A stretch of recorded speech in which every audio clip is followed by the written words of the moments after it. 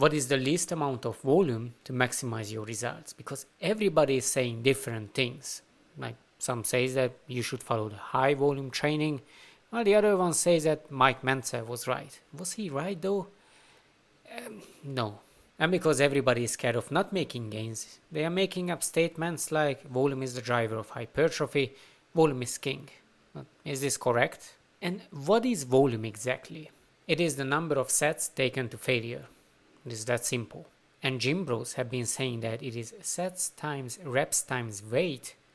But that's not quite true, because you can change the weight. As in, if you change the weight to lower one, it is going to increase your rep range, but the outcome is going to be the same, because you know that you can build muscle anything in between 5 to 35 rep ranges. Going higher than that, I wouldn't be sure that you can build muscle. Actually, I know you probably won't. So it is more like sets times reps. But even reps are not equal. If you have two different training programs, as in they are the same, they are just using different model, as in RIR, one is taking everything to failure, while the other one is leaving 2 to 3 reps in the tank.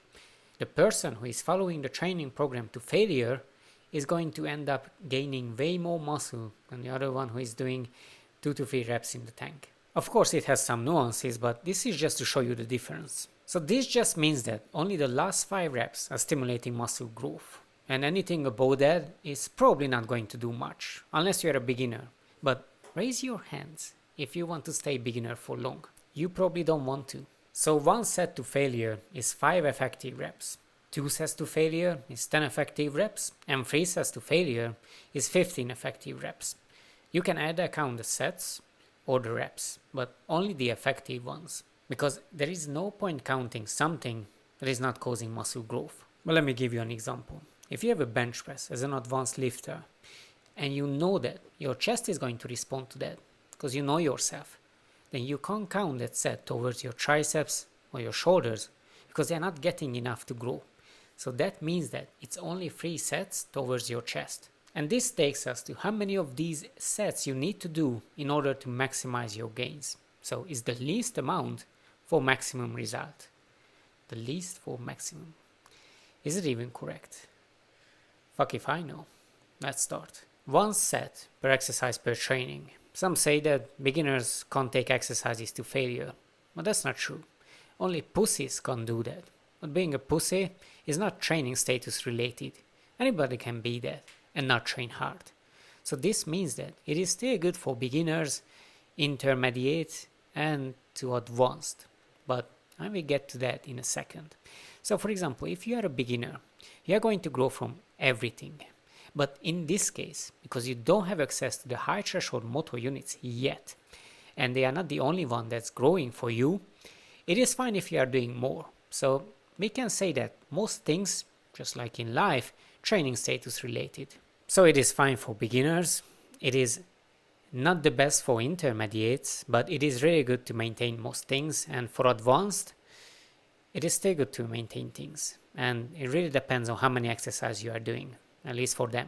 But we will get to these variables too, because they are the boring part. If you do 2 sets per exercise per training, that's actually pretty good. Let's say that you are doing chest, and you have 2 exercises for chest. That means that you are doing a bench press for 2 sets and a chest fly for 2 sets, and you pretty much maximize everything what you need to do. But is this really the least amount that you need to do? Probably not. This is good for beginners, intermediate, and to advanced. 3 sets per exercise per training is probably going to maximize everything if your training program is right. So basically you are optimizing everything for yourself. But what about 4 to 5 sets per exercise per training day? This is actually good for beginners because they are going to grow from everything. And fatigue is still a problem for them, but because they don't have access to these high threshold motor units that's really sensitive to fatigue, they can get away with doing that. Not for long though. But what about intermediate to advanced? I would probably not recommend that, especially if you are advanced. As you are advanced, your sets should go down. So what is the everything that you need to optimize in order to maximize your result with the least amount of volume? The first is volume distribution. I know it sounds strange because the whole video is about volume, but if you have a day where you are only doing chest, But again, it really depends on training status. But if you do 3 to 4 chest exercises because you know that you're not going to train chest again, that's probably not the best idea. But if you can split it to 2 training frequencies and do 2 exercises each, or even 1, that's probably better, especially if you are doing 2 to 3 sets per exercise per training. So instead of doing flat bench press, incline bench press, chest fly, another fly, dips, you can just do a chest fly and a bench press, and then 2 shoulder exercises and maybe 1 triceps. This is just an example. Push your sets close to failure. And when I say failure, I mean really close to it. If you are using heavier weight, and if you are using lighter weight with more repetition, then it should go to failure. And it is not going to disintegrate your nervous system, but it is still going to cause some fatigue. But with this, you can maximize everything, at least the stimulus what you get from a single set. But then again, remember, it really depends on the rep range what you are using. Training frequency. Train every muscle group twice per week. This is so general, but not everybody is following it. In fact, how many people you know who are training legs twice per week? I barely know anybody who is training legs at all. But then again, this is just a general rule of thumb. You don't have to follow it. You can still optimize everything. Exercise selection, and this is crucial. If you pick a bench press, say a flat barbell bench press for 3 sets, and then you do a flat dumbbell bench press for 3 sets, it's the same exact exercise. One you are using dumbbells, while with the other one you are using barbell. And it's the same joint angle, the same resistance profile, it is training the muscle at the same length. Nothing is changing, so there is no point doing that. Try to have different joint angles, different resistance profiles. For example, if you're training your glutes and you're doing a leg press, the next exercise could be a Romanian deadlift, hip thrust, or even a kickback. And the same goes for your back. Doing a pull down and then a pull up makes no sense because it's the same exercise. So just pick one, and for the second one just do a seated rowing. And you see, this is crucial because a lot of people don't take the time to learn the exercises. They don't want to change anything because it worked in the beginning, and that's how you get stuck in this beginner to intermediate limbo. Lower the rep ranges. It does 3 things. It is easier to hit failure, and you are also not going to get any sensation like burning or your heart is pumping out of your ass. All of these are contributing to fatigue, and that is going to terminate your sets early. And this is why I don't really like this RPE model, where you are trying to gauge how you perceive exertion, because everything that's contributing to the feeling you're perceiving effort is going to cause fatigue and going to stop the exercise right before your muscles can reach failure. Actually, is it the right way to say? Let's say that before they can experience the most amount of stimulus, rest 2 to 3 minutes in between sets. I give you permission to look at IG models in between your sets, because time is going to fly.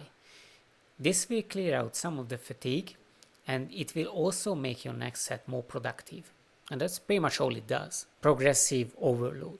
And I know I'm just repeating myself, but whenever someone is saying, oh, I'm not improving, but I'm doing everything, when you ask them, define everything, and they tell you all kind of things, and the only thing they are not doing, the missing point, is progressive overload. Because what people are looking for in the gym? Oh, it's a bench press, I'm going to do 100 kilogram. Oh, it's a deadlift, I'm actually not sure what's the general aim for deadlifts. Actually, let me know in the comment section. But I know that for squats, it is typically 2 times their body weight. And when it comes to biceps curl, it is just high reps, squeezing, contraction, feeling the burn, and never progressing.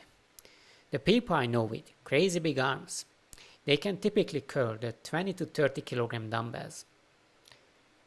That's not 10 kilogram. The people who have really good shoulders, they're not playing with 5 kilogram dumbbell for lateral raise. They're actually using 15 to 20. I even saw a guy using 32 kilogram.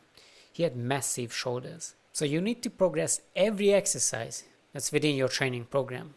Forget the burn, forget the squeeze, the contraction. You will grow. But let's wrap it up here. That's about it from me, guys. Like, subscribe, hit the bell. Talk to you in the next one.